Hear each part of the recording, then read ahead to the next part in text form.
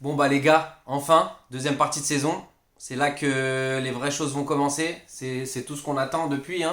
Première partie de saison, c'est sympa. On fait des analyses sur les matchs, les joueurs. On voit qui fait quoi, etc. Mais bon, en tant que Parisien, c'est vraiment la deuxième partie de saison que tout le monde attend. C'est là que, c'est là que le bas blesse. C'est là où le match vraiment excitant il va arriver. Parce que faut dire hein, maintenant, hein, depuis que les Qataris sont là, hein, l'excitation elle a un peu chuté. Faut dire, parce que avant, franchement, avant, même un PSG 3, même un PSG contre une équipe de nationale en coupe, il y avait une pression, tu vois. Mais là maintenant, championnat, même groupe de Champions League, bon, on est toujours heureux bien évidemment hein, de voir Paris jouer, mais il y a pas cette pression qu'il y avait avant, tu vois, avant le match, etc. C'est vraiment à partir des huitièmes de Champions qu'il va y avoir ces matchs à pression où là, en tant que Parisien, il y a vraiment un truc, quoi, tu vois. Donc c'est ça, deuxième partie de saison, ça démarre, c'est là chaque match, ça va penser au match de Ligue des Champions, ça va avoir peur de se blesser, il va y avoir tous ces petits débats, toujours les mêmes là chaque année, et puis après ça va parler remontada, nanani, nanana. Donc on va voir quoi, on va voir, ça devient excitant, on va voir comment ça va aller. Donc c'est ça, 2020, on espère que ça va être l'année. Hein. Bon maintenant en vrai avec toutes les désillusions qu'on a eues, maintenant on parle même plus de nous au final. Bon on est toujours là mais je pense que voilà, on va arriver avec plus dans la peau d'un outsider, tu vois. Même un match contre Dortmund où on est vraiment favori, on va prendre ça tranquillement, on va être sérieux et puis on espère que ça va passer. Donc, bref, dans cette vidéo, ça va parler foot, bien évidemment. Hein. J'aurais pu parler du tacle, en retard de Neymar sur son ami de petite taille, mais non, on va quand même parler foot. Donc, euh, donc on va parler du match, bien évidemment, du match de ce soir. Montlhéry, Paris. Donc on va un peu débriefer rapidement hein, ce match de Coupe de France. Ensuite, on va parler des rumeurs un petit peu, parce que mois de janvier, bien évidemment, les rumeurs de transfert. Bon, je pense pas que grand chose va se passer cet hiver à Paris, mais bon, on peut toujours en parler. Donc c'est parti. Donc le match, premièrement, le match. Le match, c'était un match plaisant. C'était un match plaisant, c'était sympa à regarder. Match de Coupe de France, c'est bien, ça a été plaisant surtout parce que l'équipe de Montlhéry, ils ont pas fermé le jeu.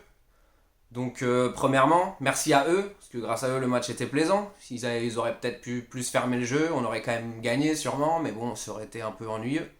Là, c'était plaisant, donc oui, Montlhéry a ouvert le jeu, a fait son match. Bon, ils n'ont pas été transcendants, mais ils n'ont pas été mauvais. Ils ont joué à leur niveau, on va dire, si je puis dire. Et ils ont tenté. Et puis du côté de Paris, bien évidemment, ça a beaucoup fait tourner. Mais c'est pas plus mal. Moi, j'aime bien voir du monde. Et puis même en coupe, quitte à avoir au lieu d'avoir des titulaires qui vont peut-être pas se la donner ou quoi, il vaut mieux avoir des remplaçants qui se la donnent. Ouais, quitte à avoir des titulaires qui vont pas se la donner, vaut mieux avoir des remplaçants qui se la donnent. Surtout que là, cette année, on a quand même un vrai groupe. Alors là, quand tu vois un match comme aujourd'hui, on a mis les remplaçants, mais on a quand même une belle composition. Surtout avec beaucoup de joueurs,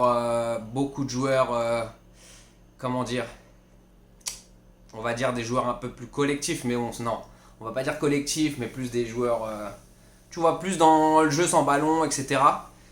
Donc ouais, victoire logique de Paris. Ça a été sérieux, ça a été vraiment sérieux du côté de Paris. Euh, si on veut mettre un petit bémol, on aurait pu quand même être un peu plus agressif, dans le milieu. On les a quand même pas mal laissés jouer, ils ont eu quand même des occasions, etc.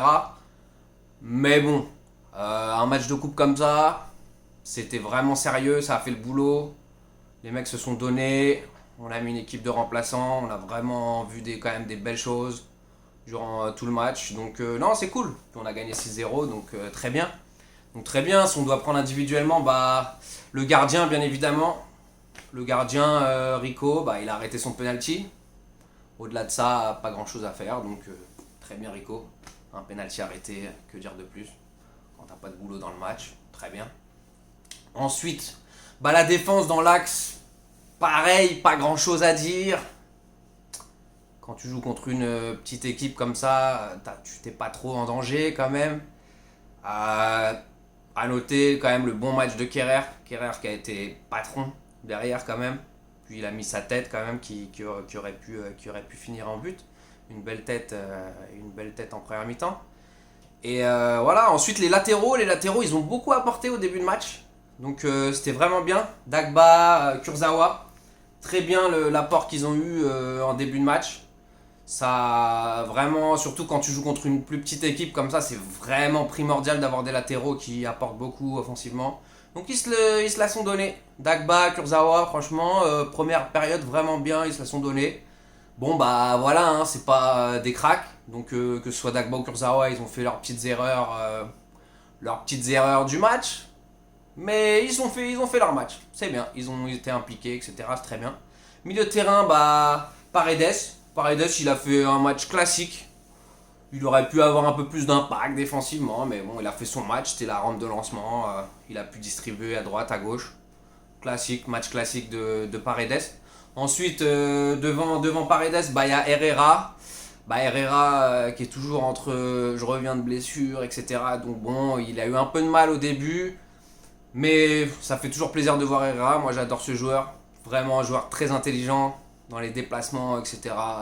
Super, super mentalité, top. Mais bon, voilà, il venait de blessure. Il n'a pas fait un match transcendant. Il a fait son match. Ensuite, bah, Aouchiche, le jeune Aouchiche. Super, super match du jeune Aouchiche. Franchement, très impliqué, demandait beaucoup de ballons, beaucoup de mouvements. C'était très bien Aouchiche, bonne intelligence de jeu, bon techniquement. Un milieu très complet pour son âge. Franchement, 17 ans, être complet comme ça. Vraiment, il a joué 8. Il a beaucoup permuté avec Draxler sur le côté. Au final, il y a un moment dans le match, je savais même plus si c'était Draxler qui était milieu, lui, ailier gauche, je savais plus trop. Mais en tout cas, non, très bon match d'Aouchiche. Et bien sûr, c'est lui qui a débloqué le match quand même. C'est quand même important, le premier but dans un match comme ça contre une plus petite équipe. Donc il a mis ce but, en plus un très beau but de sa part. Donc non, très bien Aouchiche, il a bien combiné avec ses coéquipiers, franchement très bien. Ensuite, Draxler. Bon bah le Draxler, bon fallait qu'il rentre dans son match, il a toujours ce côté un peu mou. Mais après quand il est rentré dans son match, techniquement, surtout là dans un match comme ça, il était au-dessus quoi, franchement rien à dire. Draxler, c'est trop facile. Un match de coupe comme ça là, techniquement il est facile. Donc super, franchement sur beaucoup de buts il est impliqué. Ouais, vraiment, franchement il aurait fait du mal techniquement, super Draxler. Ensuite Sarabia. Sarabia régale, franchement Sarabia c'est grave mon gars. Sarabia, jeu sans ballon, franchement il est partout. Défense, dans les déplacements, les appels, incroyable. Toujours c'est la même chose, juste il lui manque un peu de punch s'il veut vraiment arriver à un niveau vraiment top. Genre c'est pour ça que c'est pas vraiment un top joueur, mais là franchement dans notre équipe en tant d'avoir un remplaçant comme ça c'est merveilleux. Et quand il est là il bonifie tout le monde. Non vraiment c'est juste le côté tueur qui lui manque un peu, il a raté un peu au début quelques occasions, mais voilà il a mis ses buts. Vraiment il a participé offensivement vraiment bien. Lui et Draxler pour moi c'était vraiment les top aujourd'hui. Et puis Cavani.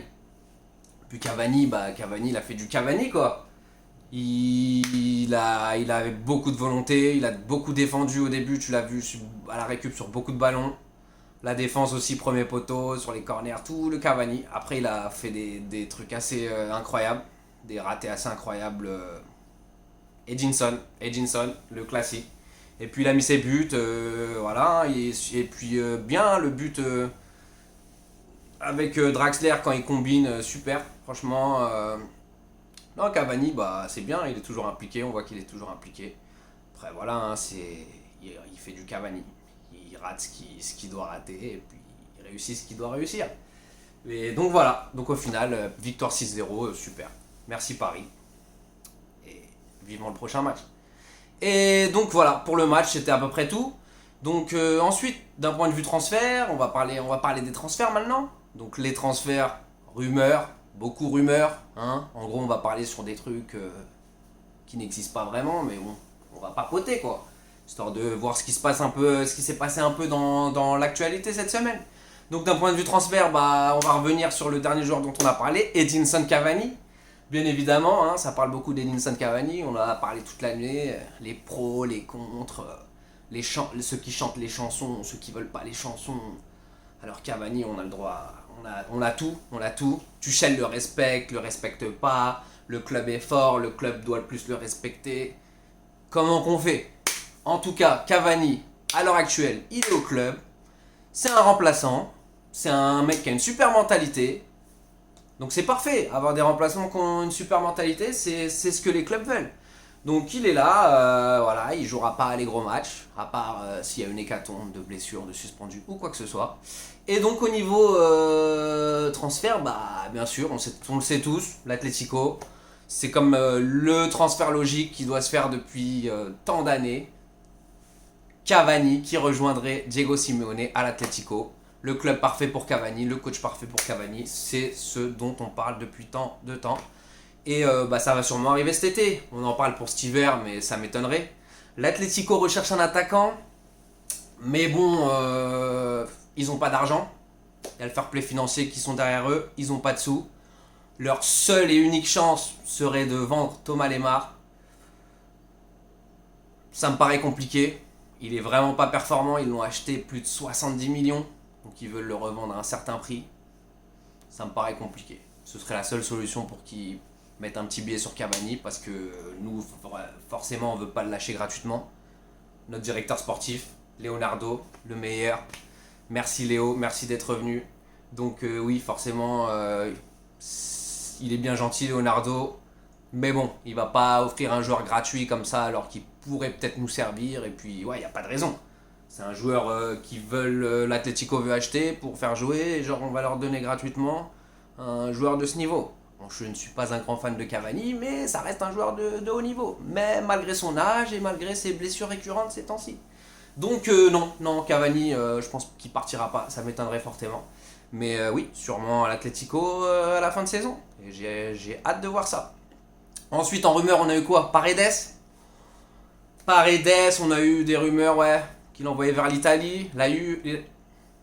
On a eu des rumeurs qu'il envoyait vers l'Italie. La Juve. Ouais, pareil, hein, beaucoup de rumeurs. C'est vrai qu'il était remplaçant au début de saison. Il était très mauvais depuis qu'il est arrivé, mais là, depuis le mois de décembre, franchement, Paredes a fait des grosses pertes. Donc moi Paredes, c'est vraiment mon type de joueur à la base. Ce genre de milieu de terrain, distributeur, on va dire. Mais c'est vrai qu'il a eu beaucoup de mal au début. Surtout vraiment là, défensivement, dans l'impact. Ses premiers matchs, c'était catastrophique. Et même par la suite, il était quand même assez moyen. Mais faut dire que depuis le mois de décembre, en décembre, il a vraiment été très bon.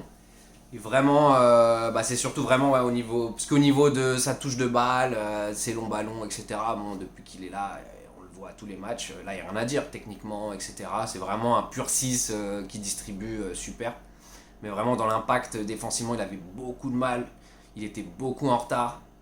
Mais là, c'est vrai que sur le mois de décembre, on l'a beaucoup vu. Il était vraiment bon.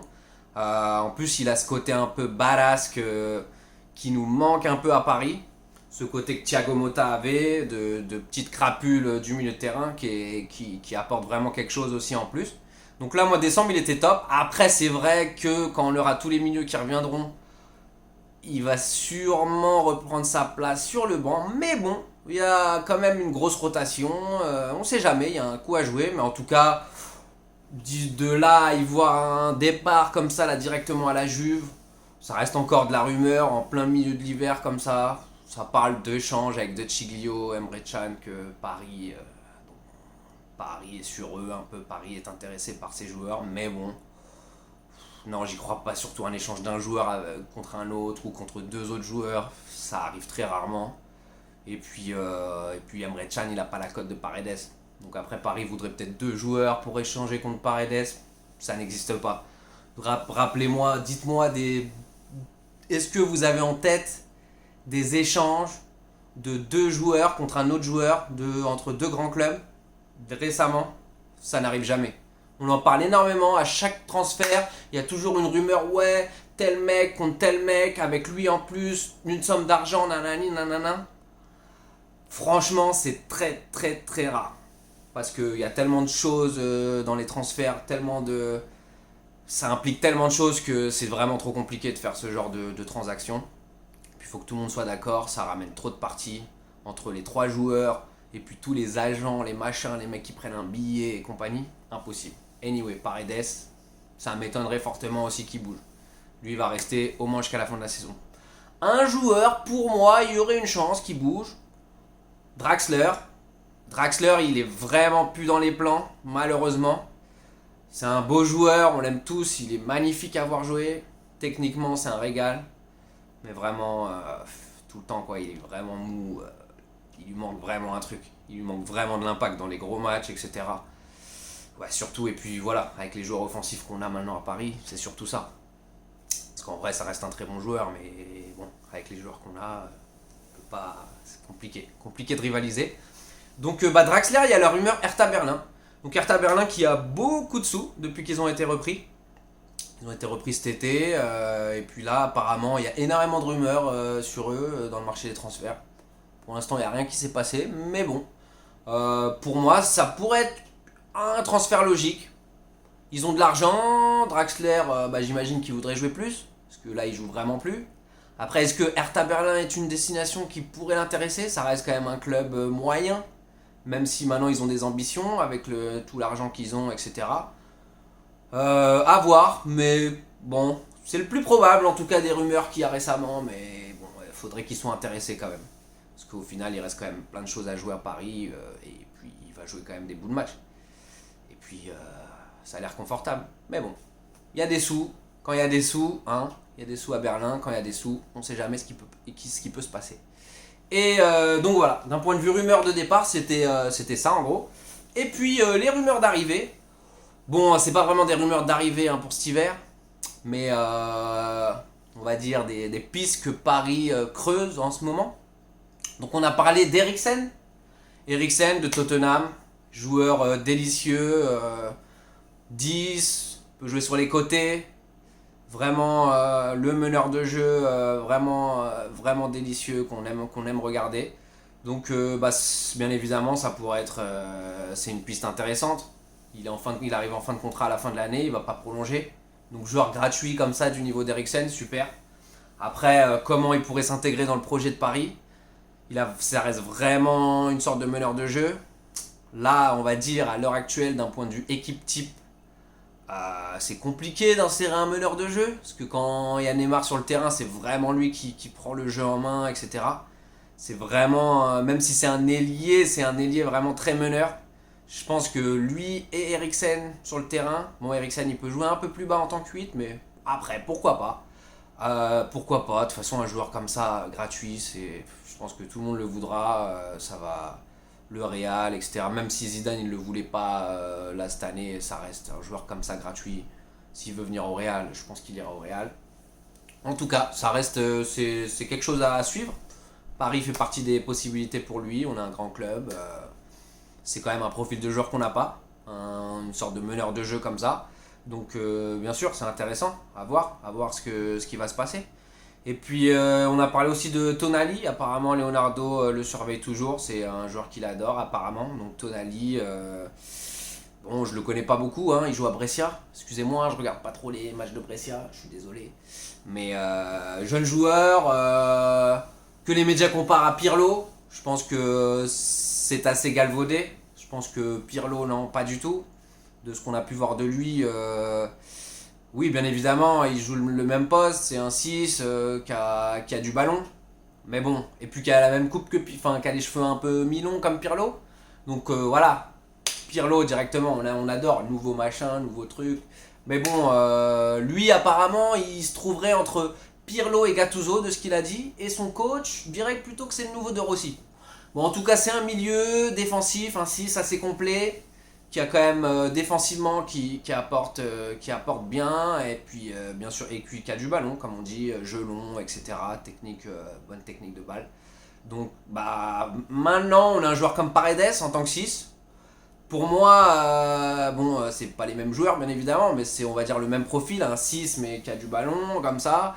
Donc pour moi, ça pourrait être intéressant si par exemple Paredes est amené à partir. Je sais pas ce qui se passe avec Paredes, le fait que là c'est vrai qu'il est pas trop titulaire, même s'il a beaucoup joué en décembre. Peut-être qu'il voudra partir, s'il y a des clubs intéressés. Leonardo, on sait que maintenant, lui s'il y a un joueur qui veut partir, s'il y a les sous, s'il y a la vraie somme, la vraie valeur du joueur sur la table, il partira. Donc pourquoi pas, et un joueur comme Tonali, jeune joueur comme ça, bah je ne demande qu'à voir, mais ça a l'air d'être intéressant. Donc voilà, c'est à peu près tout pour les rumeurs. Voilà, pour cette première vidéo. J'espère que vous avez aimé. Moi c'est Cheesy au fait, je me suis pas présenté. On se présente à la fin de la vidéo, c'est pas grave, il faut bien se présenter à un moment donné. Sinon de toute façon il y a écrit mon nom dans la chaîne. Donc c'est ça, Paris by Cheesy. C'est ça, on va commencer à faire des vidéos régulièrement. Je vais surtout acheter un micro très prochainement parce que là le son je pense qu'il est sacrément dégueulasse. On va essayer d'améliorer ça pour faire des vidéos un peu plus que ce soit un peu plus agréable de regarder quoi. Et donc c'est ça, like, abonnement, tout ça là, tous les trucs de YouTube, vous me suivez, ça va arriver fort, plein de vidéos, on va faire des vrais débriefs, on va bien analyser les choses. Ensuite on va ramener des petits invités petit à petit quand ça va prendre. Et voilà quoi. J'espère que vous avez aimé et à la prochaine.